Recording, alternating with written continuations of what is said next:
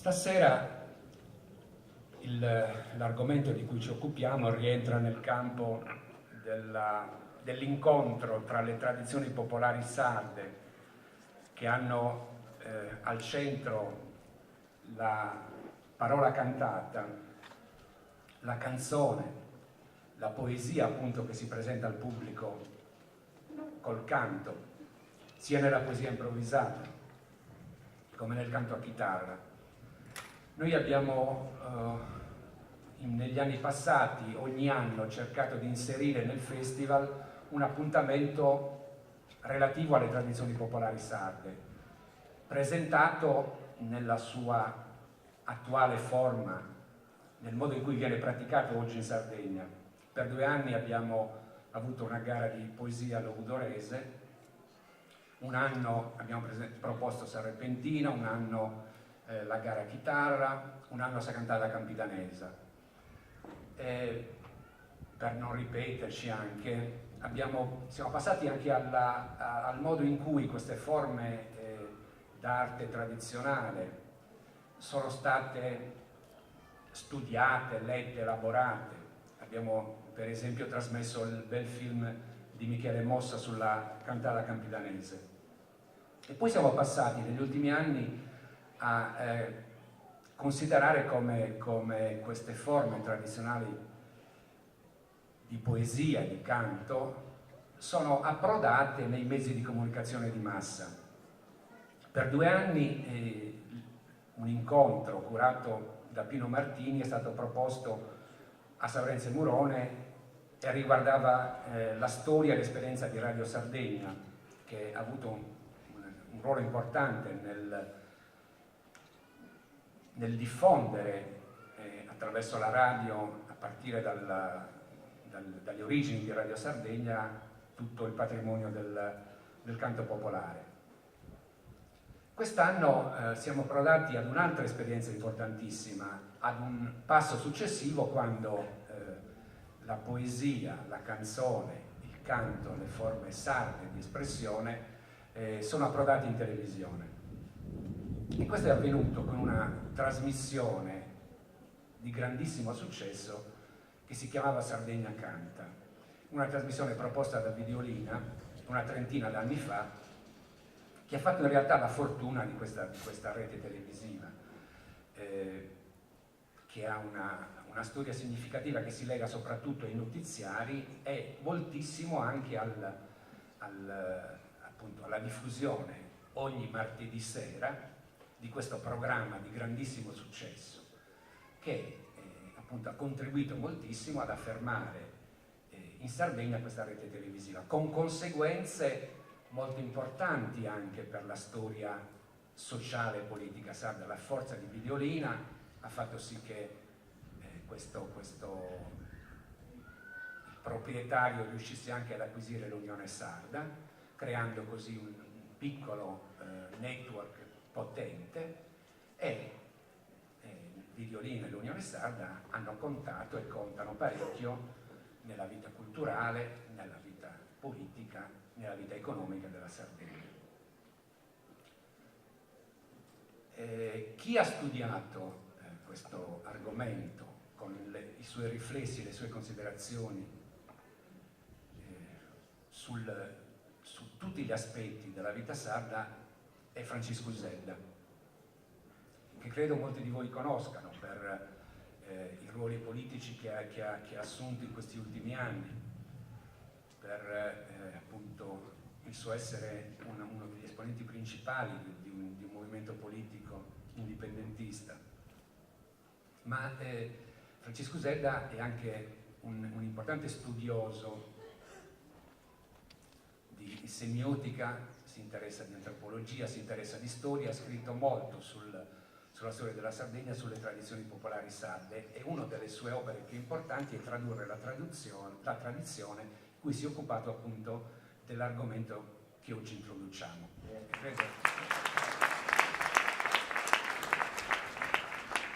Buonasera a tutti intanto, e grazie a Mario per queste sue parole di introduzione.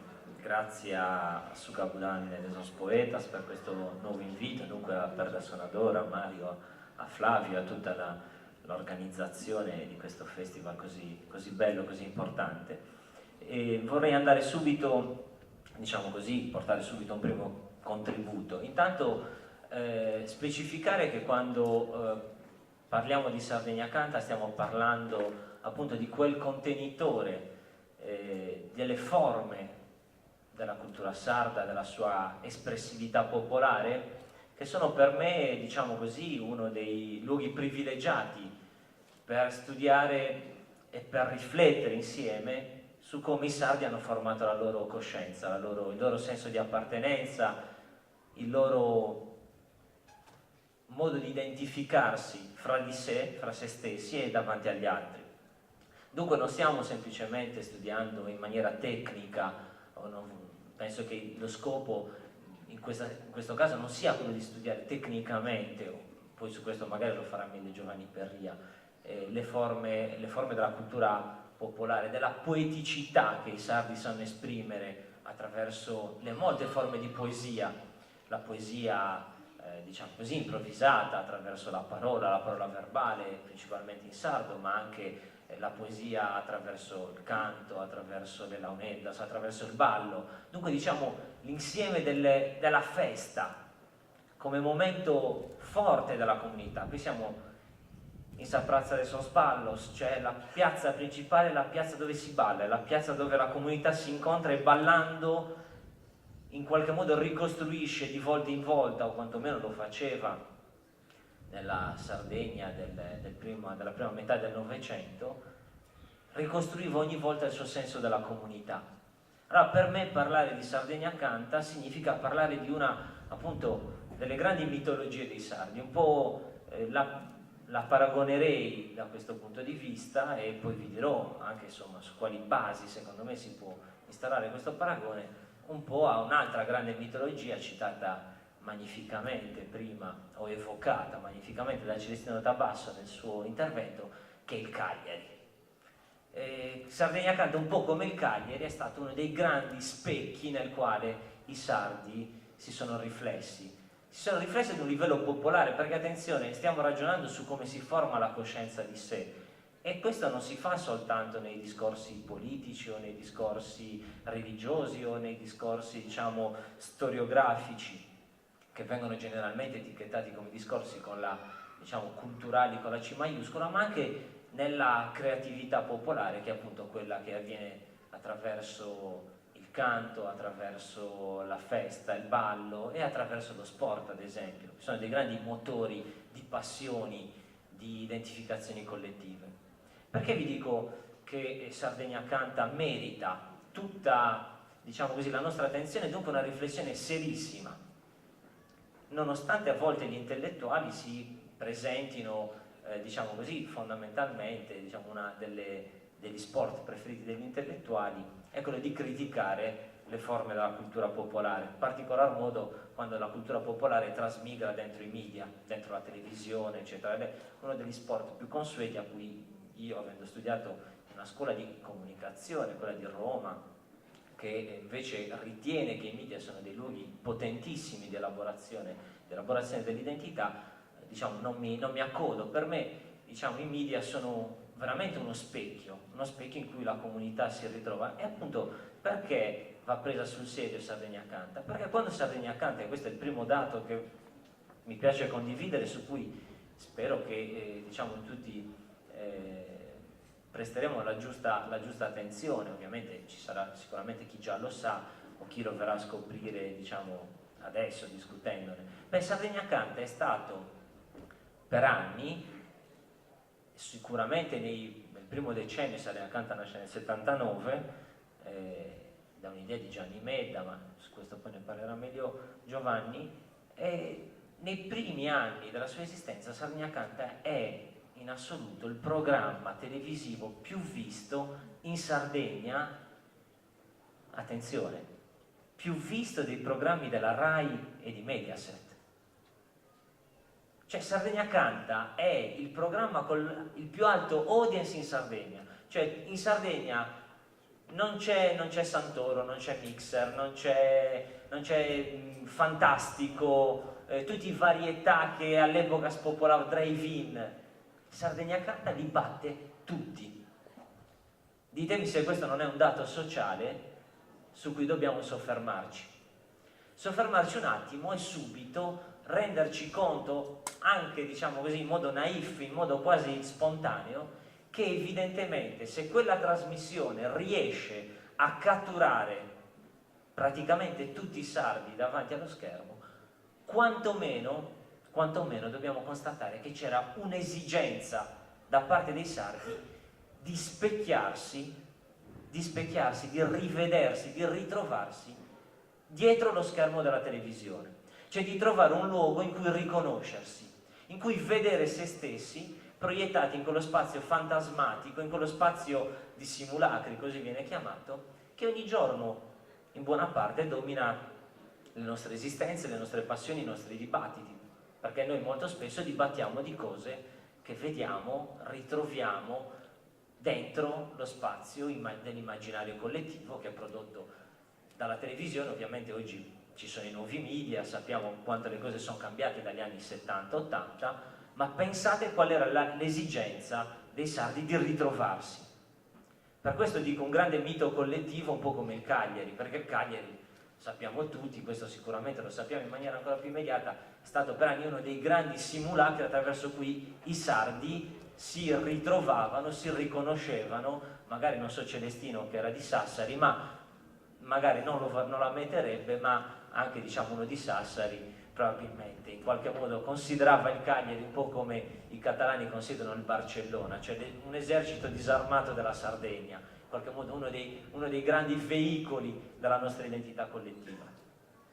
Perciò abbiamo materiale importante su cui riflettere. Un altro dato che vorrei darvi è cosa c'è prima di Sardegna Canta.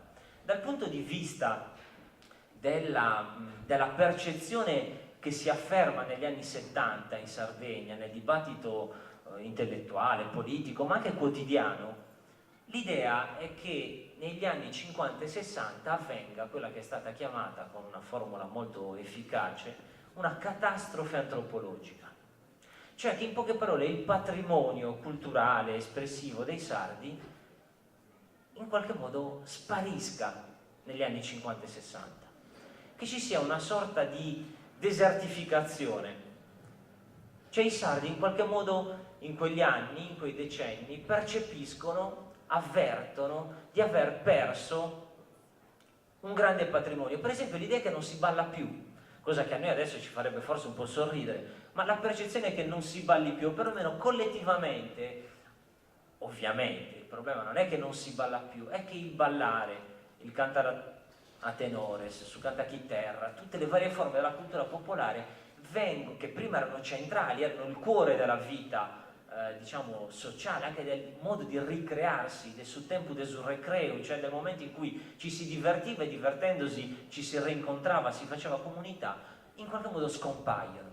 Allora vedete, e questo in parte è vero, in parte è vero, sono moltissimi gli aneddoti che si potrebbero raccontare di studiosi, di grandi studiosi, per esempio delle Launeddas. Io ho avuto modo di, durante una conferenza di tanti anni fa con Dante Olianas, che è oggi uno dei maggiori e meritevoli studiosi delle Launeddas, di questo prodigio della musica che abbiamo la fortuna di aver ereditato e conservato con maestria e passione in Sardegna. Beh, lui, pur essendo oggi uno dei più grandi custodi di quella valorizzatori di quella tradizione, ricordava che negli anni 60 andava a boicottare i suonatori di Launeddas sul palco perché voleva il rock and roll, perché bisognava suonare il rock, no? Basta con questa cosa antica, basta con questa roba del Sant'Igorio, ci voleva la modernità. Guardate che l'impatto della modernità, dell'idea del moderno come qualcosa che era estraneo ai sardi, che arrivava per così dire dall'esterno, è stato potentissimo. Ne abbiamo segnali dovunque. Uno ce l'avete alla vostra sinistra, vi potete girare e avete un perfetto, con tutto il rispetto di chi ci abita, avete un perfetto esempio della modernità, cioè dell'idea di modernità in Sardegna. Cioè l'idea di modernità era queste casette basse in pietra rappresentano il passato, un passato che non possiamo tradurre, cioè che non possiamo portarci appresso, dobbiamo in qualche modo sostituirlo.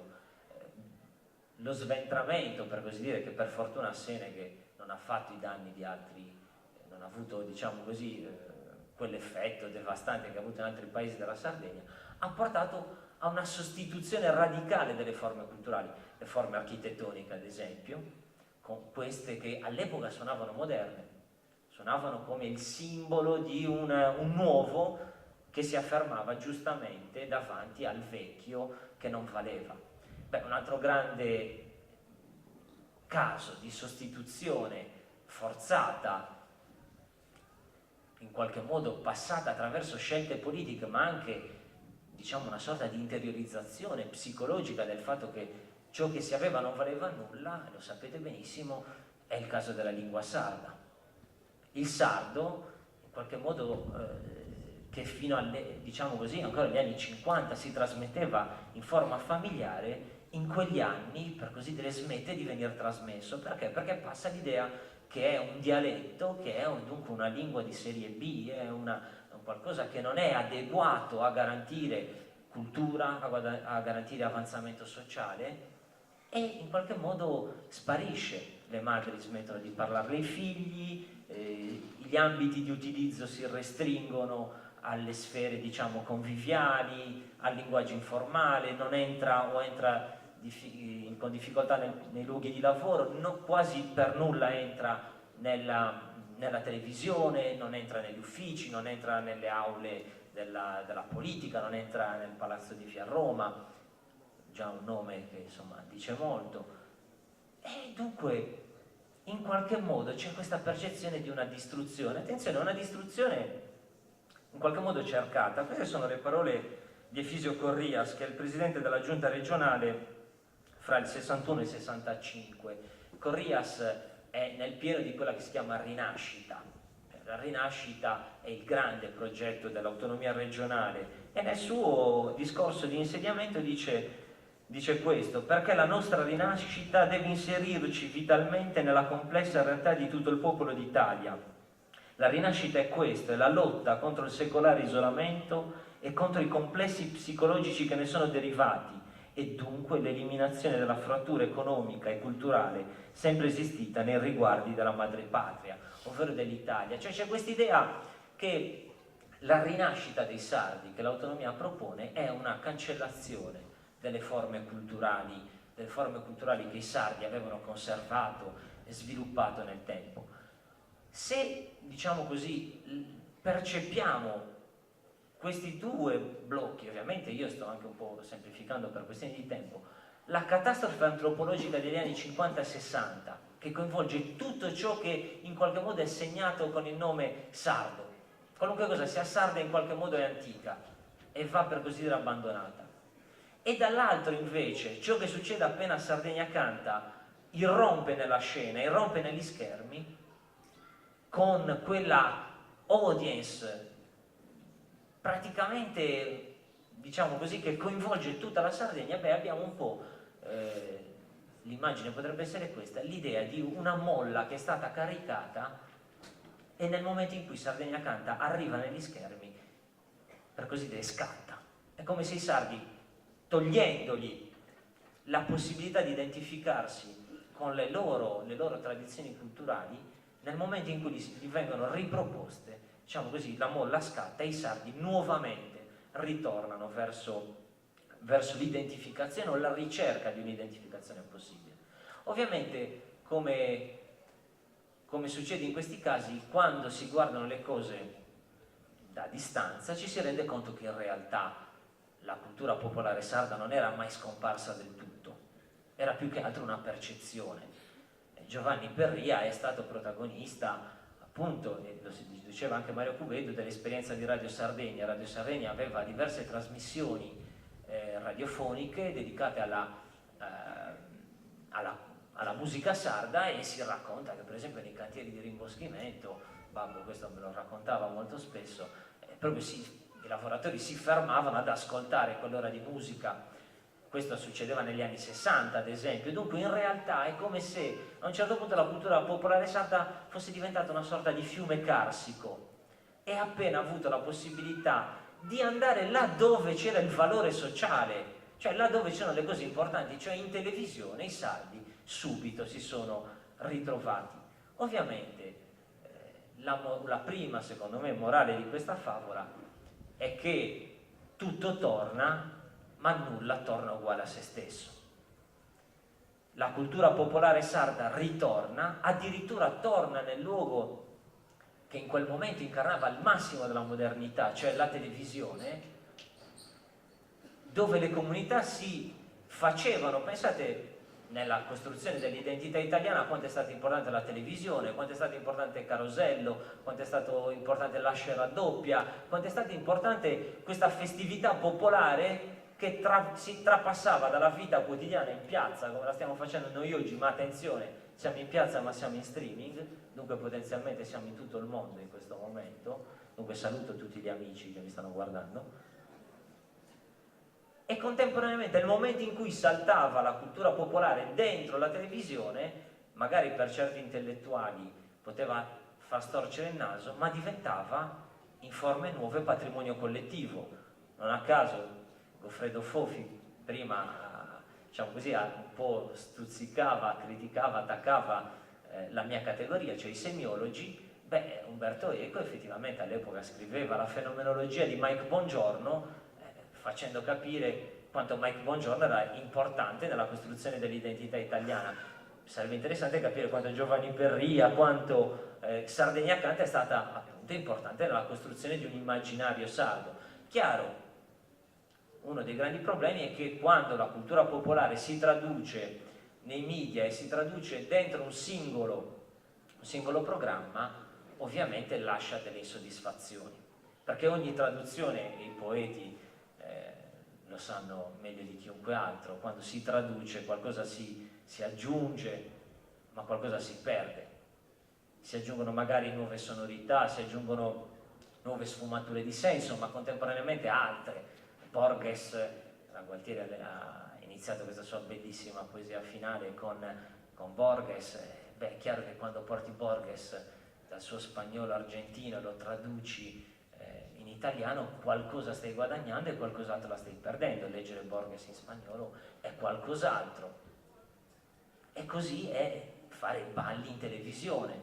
Il problema è che questa cultura popolare si è tradotta in un singolo programma che è diventato per lunghi anni l'unico luogo in cui nonna poteva guardare se stessa, guardare quelli del paese vicino, guardare i sardi che dopo un periodo apparente di distruzione della propria cultura riprendevano a giocarci, riprendevano a metterla in comune.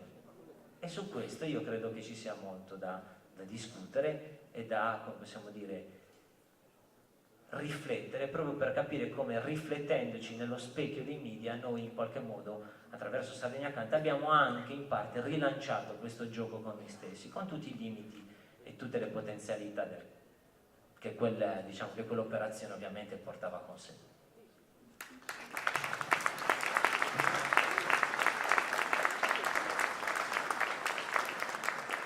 Do la parola a Giovanni Perria, che tutti i seneghesi e credo tutti i sardi conoscono. È un insegnante che è stato preso dalla passione per le forme tradizionali del canto e della poesia sarda, è stato protagonista della televisione per anni, è anche un grande esperto e ha scritto e sta scrivendo molto sull'argomento. Grazie. Ne approfitto intanto per salutare tutti i seneghesi, tutti i presenti.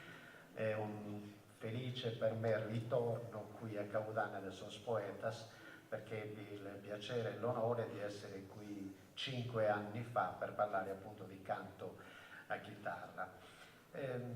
Prima di parlare proprio di Sardegna Canta, visto che Francisco Zeta ha accennato anche alla mia esperienza precedente, che è quella radiofonica, vorrei dire che io partivo appunto da questa esperienza attraverso la quale avevo constatato l'interesse che i sardi avevano per le nostre tradizioni.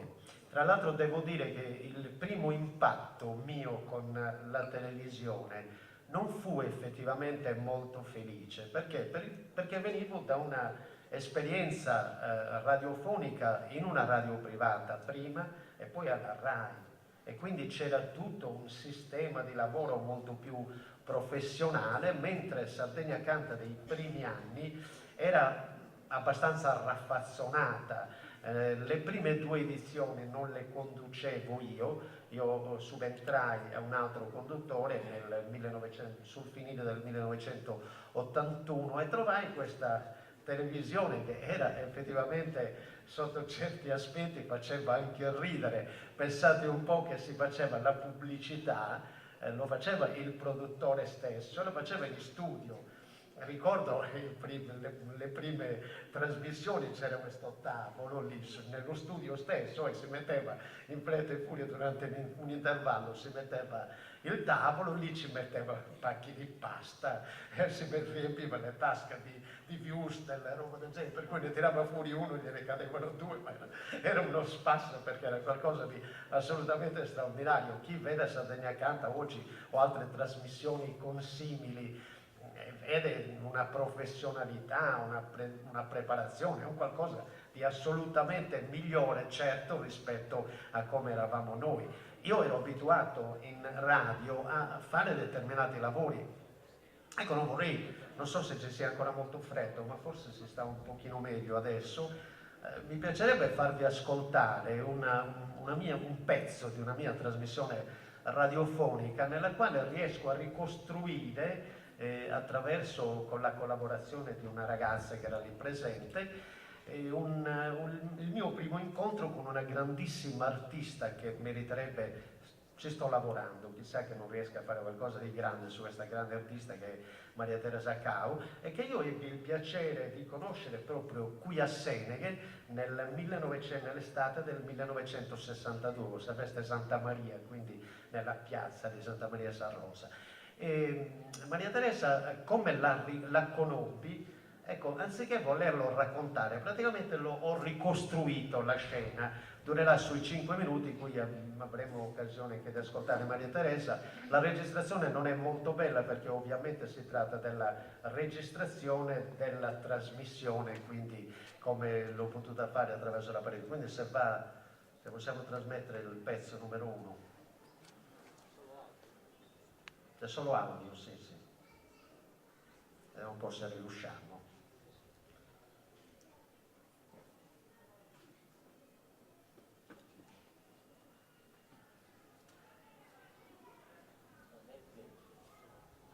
Se ci sono problemi. Ah.